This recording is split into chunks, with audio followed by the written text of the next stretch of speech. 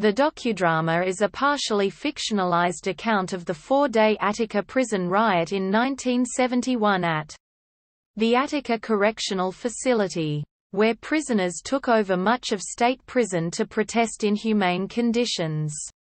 The movie is focused on rookie corrections officer Michael Smith, Kyle MacLachlan, and inmate Jamal X.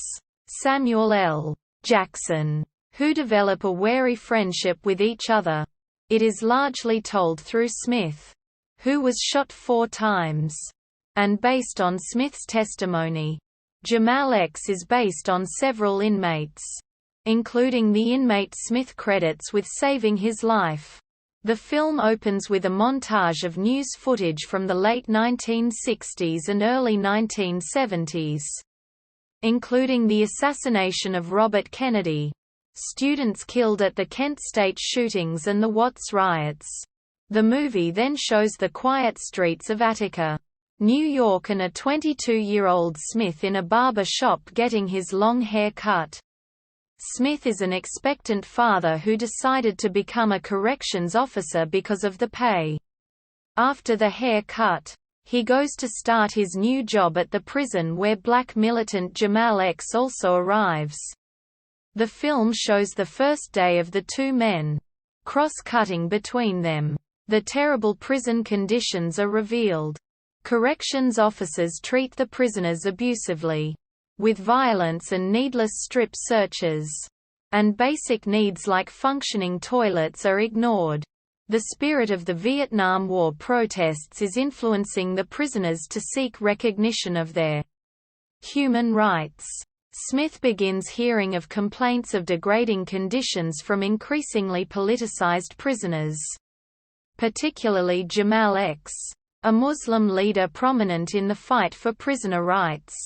Smith is portrayed as the only officer who treats the inmates with respect, and his occasional signs of sympathy for the prisoners make his co-workers suspicious of him. The seasoned corrections officers, like Lieutenant Weisbad, do not allow challenges to their methods of complete, and often humiliating, control. Ultimately, Smith's alliance with Jamal saves his life.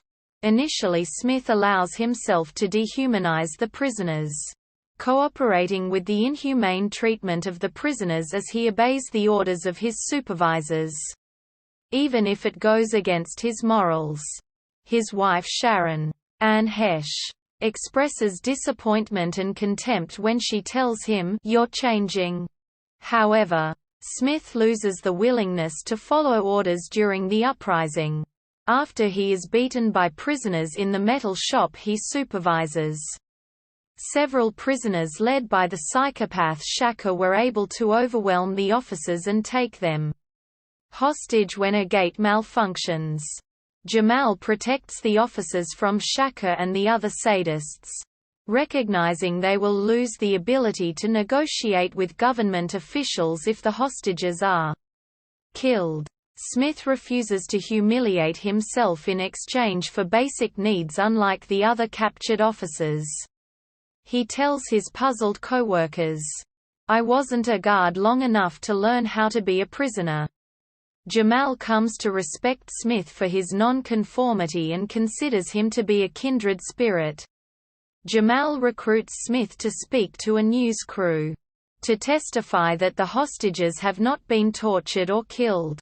As the news conference, Smith hints to Jamal that he cares more about his own dignity than the approval of others, an attitude he did not show prior to the crisis.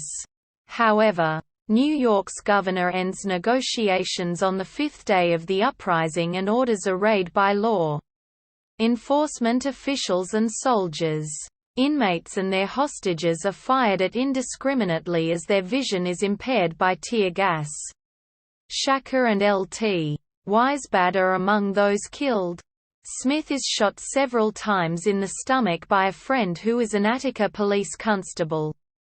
Jamal is wounded by a stray bullet. The statistics in film's epilogue convey its importance to the present. The U.S. prison population had risen 300% since the uprising. surpassing South Africa as the biggest per capita in the world. And this was likely to worsen with the Three Strikes Law.